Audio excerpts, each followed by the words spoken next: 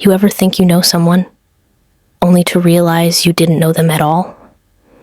Yeah, that's where my story begins. And yes, that's exactly where my revenge began. It all started 3 years ago, in a town that seemed normal, quiet, nothing extraordinary. But sometimes the people closest to you are the ones who will shock you the most. I still remember the day I found out. The day my world tilted and nothing would ever be the same. You see, I thought I had everything figured out. My job, my life, my love. But life, it has this way of showing you the cracks, right when you think everything's perfect. His name was Ryan, charming, funny, the kind of guy everyone liked. And me, I was maybe too trusting. You know that person who gives their heart away too easily? That was me. Ryan and I had been together for over 2 years. Long enough that I believed every word he said. Long enough that I started picturing a future. A house. Maybe kids. A life together. He had this effortless way of making me feel special. You know the type. The random texts. The surprise coffee runs. The laughs that made you forget everything else. But here's the thing about charm.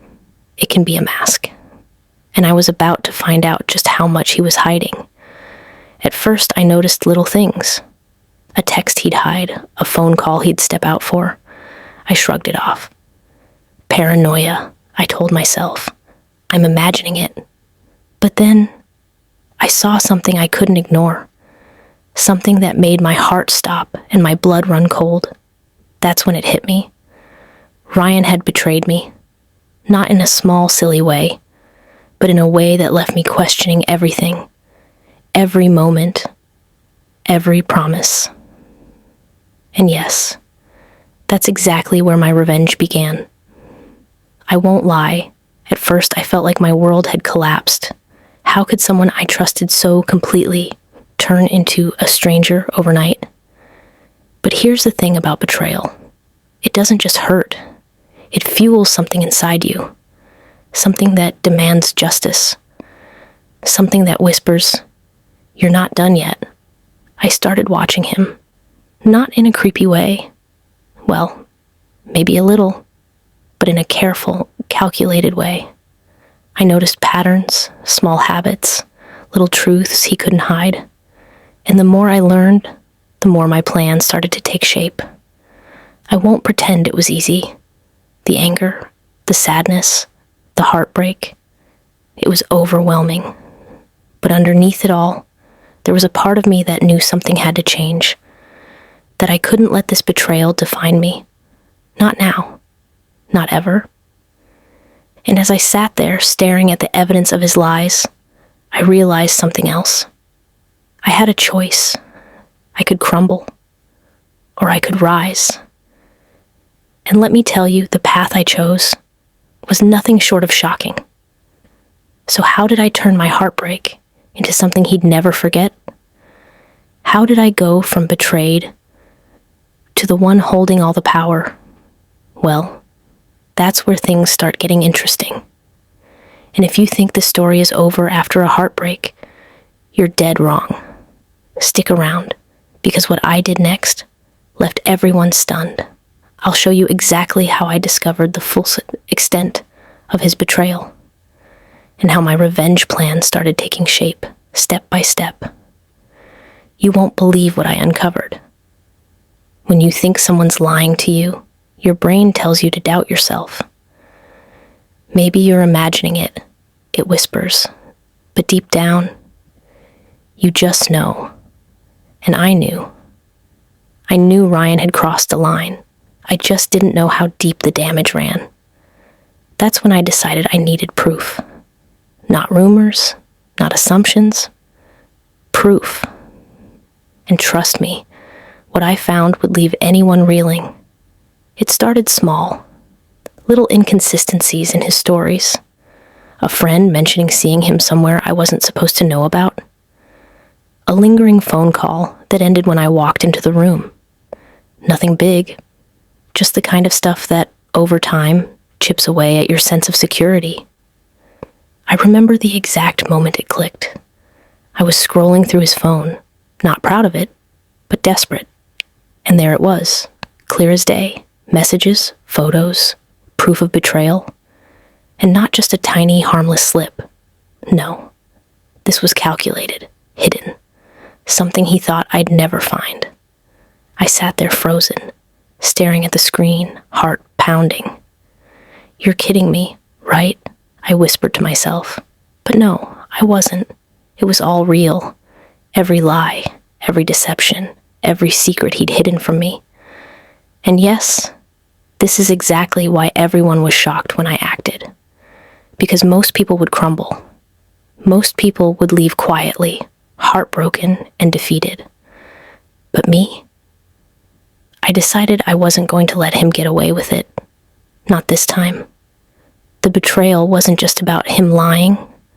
It was about trust being shattered in ways I didn't even know could hurt.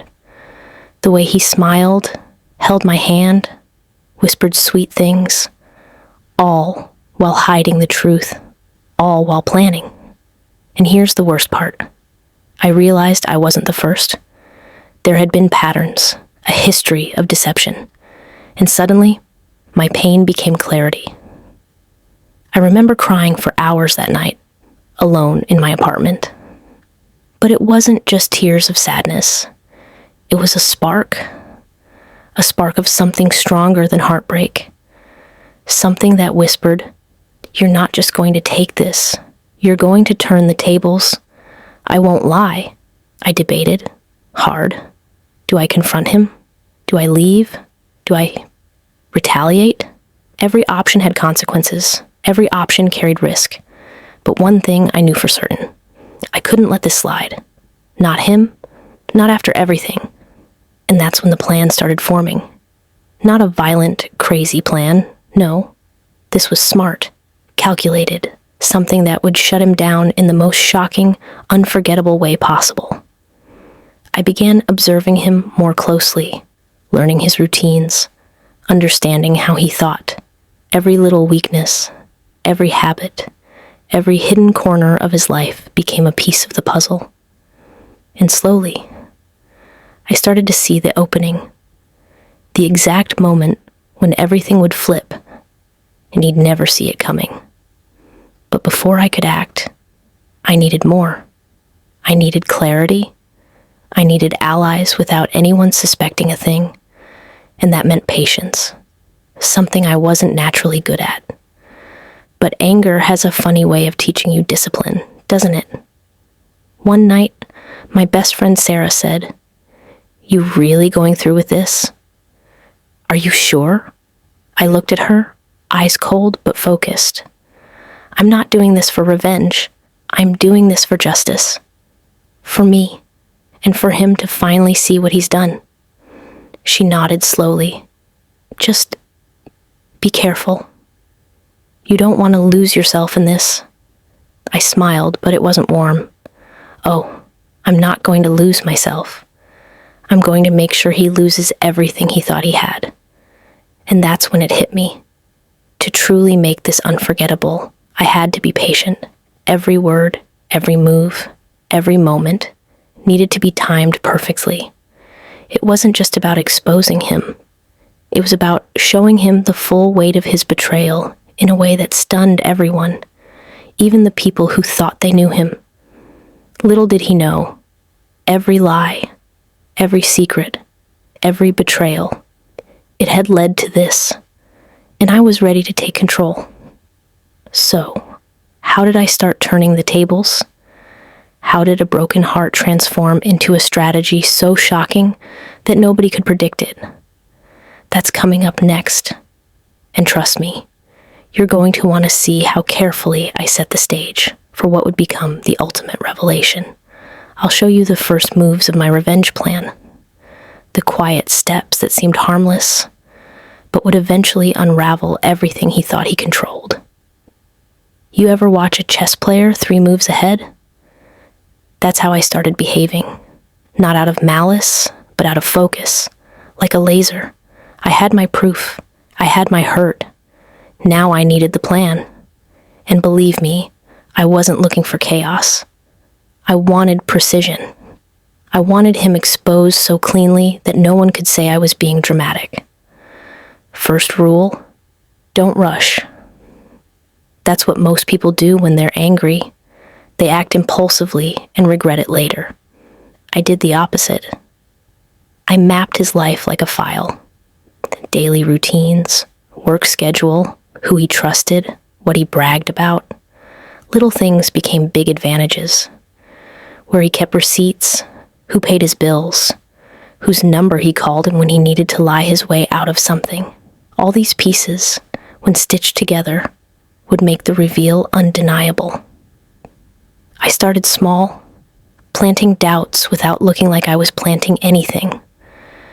A carefully worded comment to a mutual friend, a subtle question in a group chat, a fake installation of curiosity that would make people ask the right questions themselves. People love gossip, but they love confirmation more. My job was to guide them toward the proof I already had. I couldn't do it totally alone. Revenge, at least the kind that actually changes things, needs witnesses.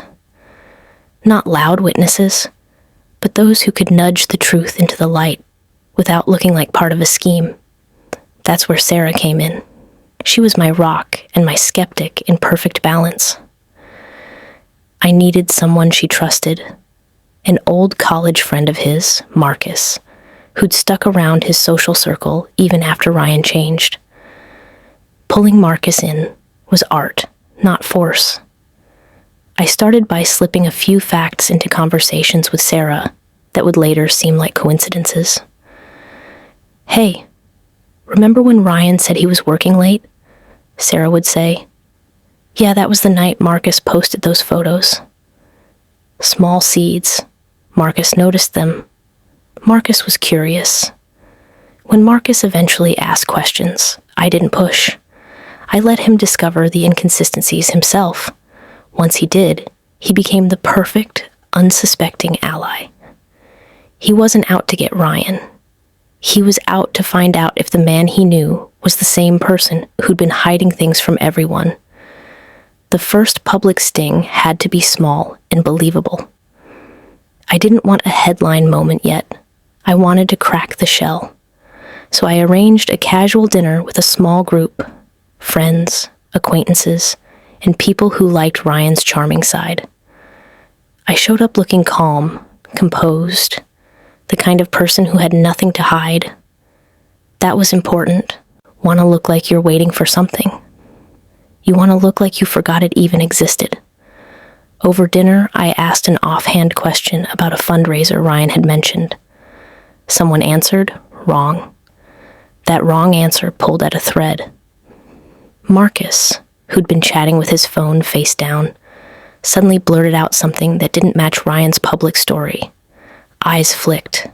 People started comparing notes. I sat back and watched. It was subtle. No shouting, no dramatics, just the slow turning of heads. The point wasn't to shame Ryan in public yet. It was to start a ripple. Once the ripple began, people started reaching for their phones, checking details, recalling small inconsistencies. And once the ripple hit the right people, I had what I needed. A second wave of questions. Plans rarely go perfectly. 2 days after dinner, Ryan called me, sounding casual, too casual. You okay? He asked, like he hadn't been the cause of 1,000 sleepless nights. I kept my tone even. Fine, I said. You busy?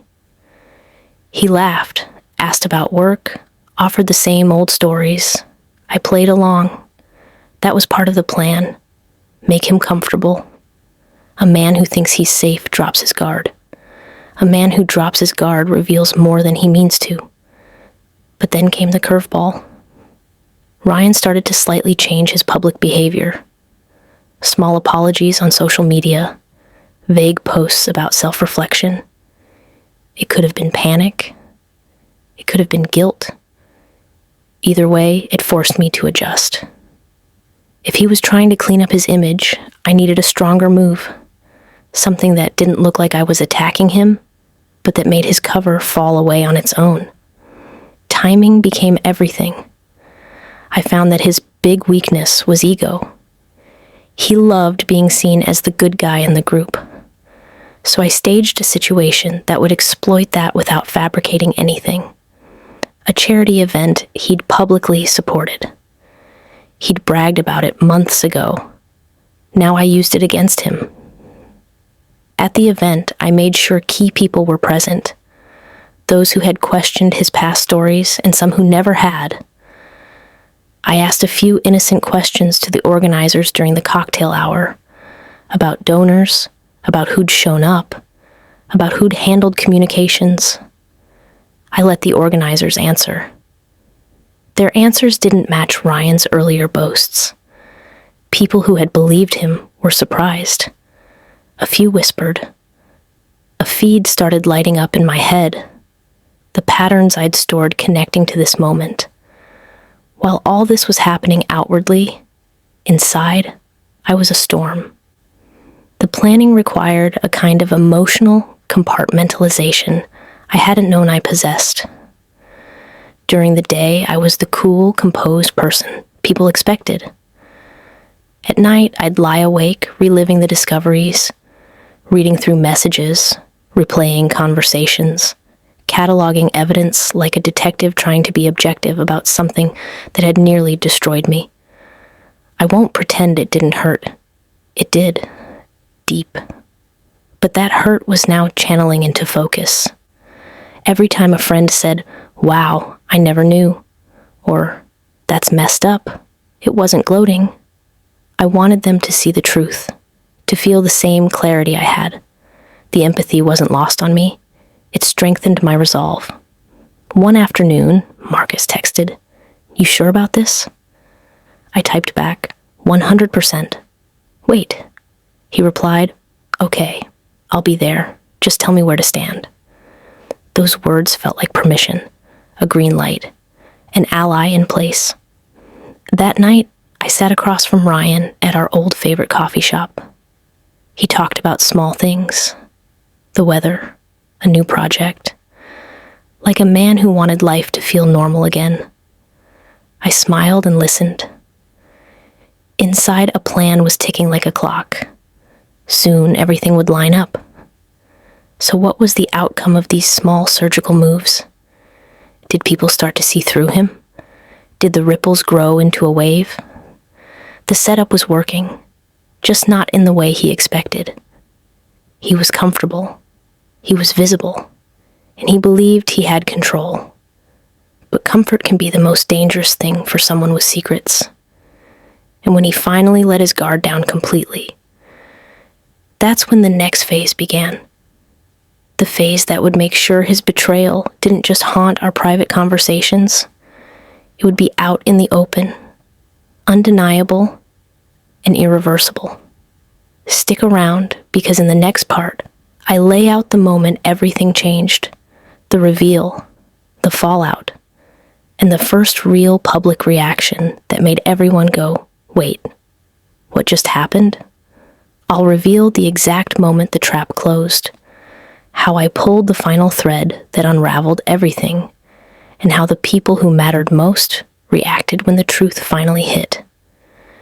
You ever watch someone think they're untouchable, and then watch their world quietly crumble? That's what happened next. I'd spent months setting the stage, planting seeds, gathering allies, and now it was time for the moment everything changed. The air was electric. I could feel it even before I stepped into the room. My heart was racing, not with fear, but with focus. Every detail had been accounted for. Every ally knew their role. And Ryan, he had no idea. It all took place at a small gathering, a mix of friends, colleagues, and a few people I knew he trusted completely. He thought it was just a casual night out. Little did he know, the people around him were already starting to see cracks. I kept my tone casual, laughing, sipping my drink. Ryan was charming, telling the same stories he always told. I let him bask in it. That was crucial. Let him feel safe. Let him think he was in control. Because control, as I'd learned, is an illusion. And I was about to shatter it. I started with small, innocent questions. "Hey, Ryan, didn't you say you handled the donation list yourself?" I asked aloud, just loud enough for a few nearby people to hear. He smiled confidently. "Yeah, I managed it. Everything went fine." But then Marcus, who had been sitting quietly, chimed in. "Actually, some of the emails show you didn't touch them. Someone else did." The pause. The subtle narrowing of his eyes. That's when the ripple started. Heads turned. Phones appeared. People began comparing what they remembered, what he'd claimed and what was real. I could feel it. The room shifted. Conversations that had been light suddenly carried undertones of suspicion. Whispers circulated. Eyes darted toward him. And Ryan, for the first time that evening, felt the weight of being watched. Not by me, but by everyone who mattered. And the beauty of it? I didn't have to yell, threaten, or expose him loudly. The truth had a way of creeping in quietly, and once it settled, it was undeniable. Then it happened. Someone, an old mutual friend, spoke up. "Wait, Ryan, weren't you the one who said you'd personally donate for all the kids' supplies? But the receipts show only half got covered." The room froze, every eye on him, and in that moment, Ryan's mask slipped. Not anger, not charm, shock, confusion. For a second, the confident man who'd deceived so many seemed human, vulnerable, exposed. I stayed quiet, watching as the room slowly pieced the puzzle together. One by one, people started asking questions. And with each answer, Ryan's carefully curated image unraveled. It was surreal, watching him try to navigate the collapse of his little world while I stayed calm, composed, untouchable. I won't lie. Seeing him falter was satisfying, but it wasn't just about revenge. It was about justice, about showing that betrayal has consequences, and that deceit, no matter how clever, eventually comes to light. Inside, I felt a strange mix of relief and sadness. Relief that I'd reclaimed my power. Sadness that someone I once loved could betray so completely. But in that moment, the weight shifted. I wasn't the victim anymore. I was in control, and that realization was empowering. Ryan muttered, I didn't mean for it to go like this." I looked at him, voice calm, steady. Maybe not. But intentions don't erase actions, and actions have consequences. The room went silent. Eyes lingered on him. Some shook their heads, others whispered quietly. And through it all, I knew this was the turning point. Everything had changed. The betrayal was no longer hidden. It was out in the open, undeniable and irreversible. People approached me afterward, quietly praising the courage it took to stay composed, to expose the truth without drama. Some asked questions, wanting to know how I uncovered the reality. I smiled and stayed vague, because part of the power lay in the mystery. And Ryan? He was left with the consequences he couldn't avoid. Not physical, not cruel, just undeniable social accountability. The friends who mattered had seen the truth. The people he relied on started questioning his reliability, his honesty, his entire character. So that was the moment everything shifted. But this isn't where the story ends. The fallout didn't stop at that evening. How Ryan reacted afterward, the private confrontations, the subtle revenge he tried to orchestrate, all of that shaped the final act. And trust me, you won't believe what happened next. The part where the final, unexpected twist hit, and everyone's jaw dropped, was yet to come. I'll take you through the climax of my revenge, the private confrontation that no one saw coming, and the moment Ryan realized he had truly lost control. You know that moment when someone thinks they've escaped consequences, and then reality hits them harder than they ever imagined? That's what the final act of my story felt like. The public exposure had been shocking, yes, but it was only the beginning. The real confrontation, the real payoff, happened face to face privately, where he had no audience to charm, no mask to hide behind. It was late one night, quiet, just the two of us in the apartment we had once shared. The air felt heavy, charged, almost electric. Ryan knew something was coming. He could feel it in the way I moved, calm but purposeful. I didn't start with accusations. I didn't yell. Instead, I spoke slowly, measured. "Ryan, do you remember how you said you loved me? How you promised honesty?" He hesitated. "Of course." I cut him off, calm but firm. "All lies, every word. And tonight, you're going to see what that cost you."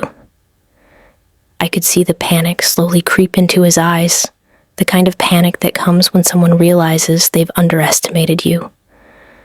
For months, he had thought I was naive, gullible, but I had observed, collected, and planned.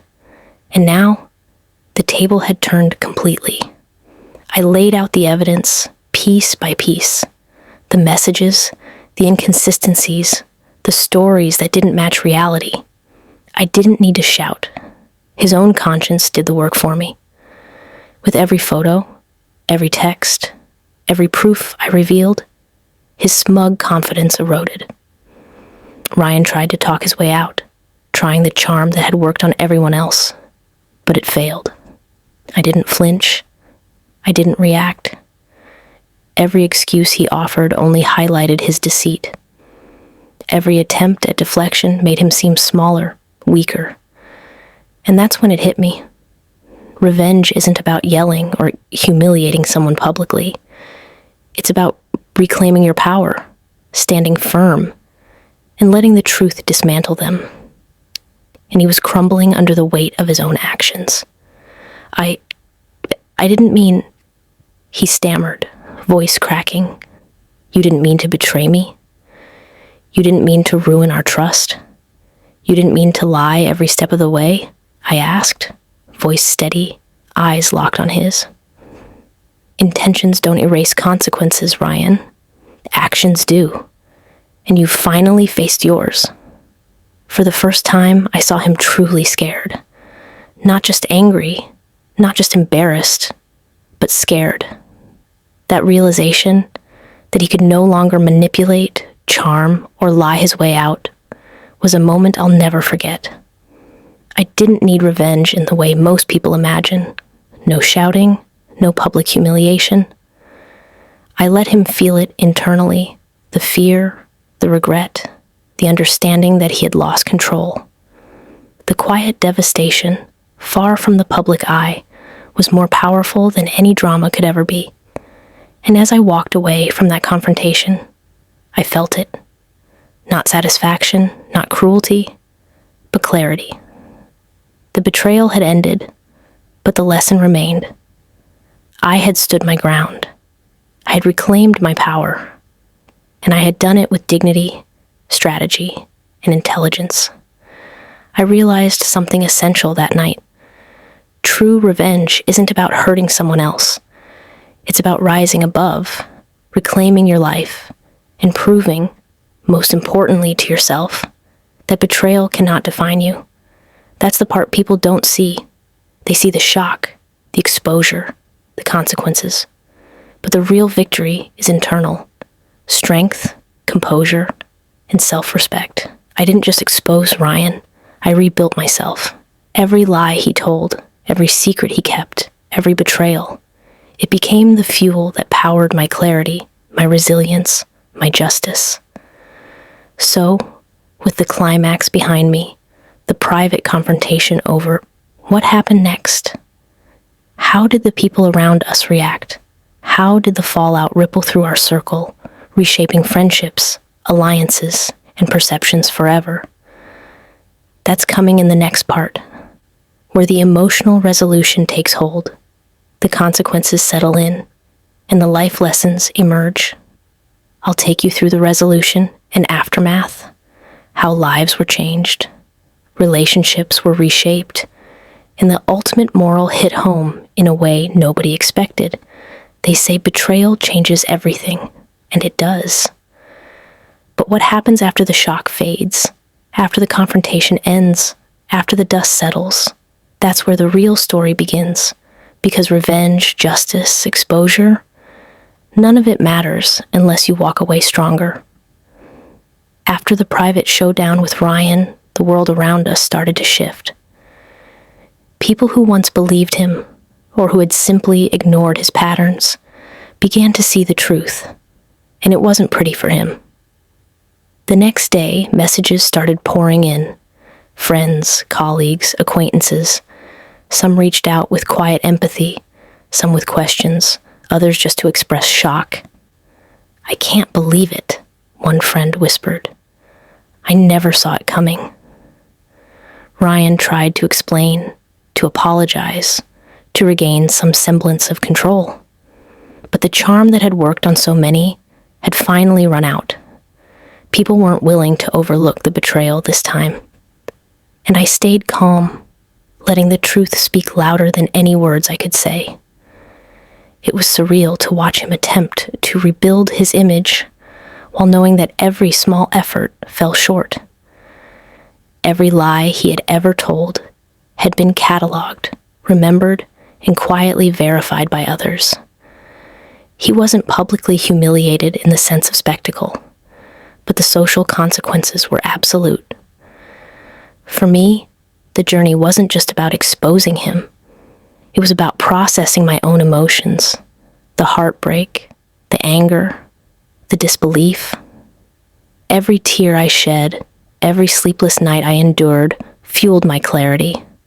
I realized that betrayal often teaches more than loyalty ever could. It forces you to see the truth about people, about relationships, and about yourself. I learned that strength isn't always loud. Strength can be quiet, strategic, resilient. And when you combine strength with clarity, betrayal stops being a wound and becomes a tool, a way to rebuild, a way to rise. Friends and acquaintances who once supported Ryan quietly distanced themselves. Some were shocked at how someone they trusted could deceive so thoroughly. Others were relieved that the truth finally came out. And for me, watching these subtle shifts, I realized something profound. People's true colors are always revealed when the mask falls. Those who mattered, the ones who valued honesty, respect, and integrity, stayed. Those who didn't drifted away naturally. And that, I realized, was part of the ultimate victory. Not just exposing betrayal, but purifying your circle, protecting your life from future deceit. I didn't revel in Ryan's discomfort. My satisfaction wasn't born from cruelty. It was born from reclaiming control over my life. For the first time in years, I felt untethered from the pain he caused. I felt empowered. And in that moment, I knew. Revenge isn't about retaliation. It's about restoring balance, taking ownership of your own narrative, and walking away stronger than before. I also realized that forgiveness doesn't always mean reconciliation. Sometimes it simply means letting go and moving forward without bitterness. I didn't need Ryan in my life anymore. His betrayal had served its purpose. It forced me to rise. Sarah and I sat together days later, sharing a quiet coffee. "You handled it so well," she said. I smiled softly, stirring my drink. I didn't just handle it. I learned. I saw who I was, who I wanted to be, and I finally understood that betrayal doesn't define me. It empowers me if I let it. She nodded, understanding. So no rage, no drama, Just clarity. Exactly, I said. Clarity and control. Here's what I want you to take from this story. Betrayal is painful, shocking, and often blindsiding. But it also gives you a choice. You can let it destroy you, or you can rise above. You can reclaim your power, rebuild your life, and even find justice without losing your integrity. And that's the lesson I carry with me. When someone betrays you, don't just react.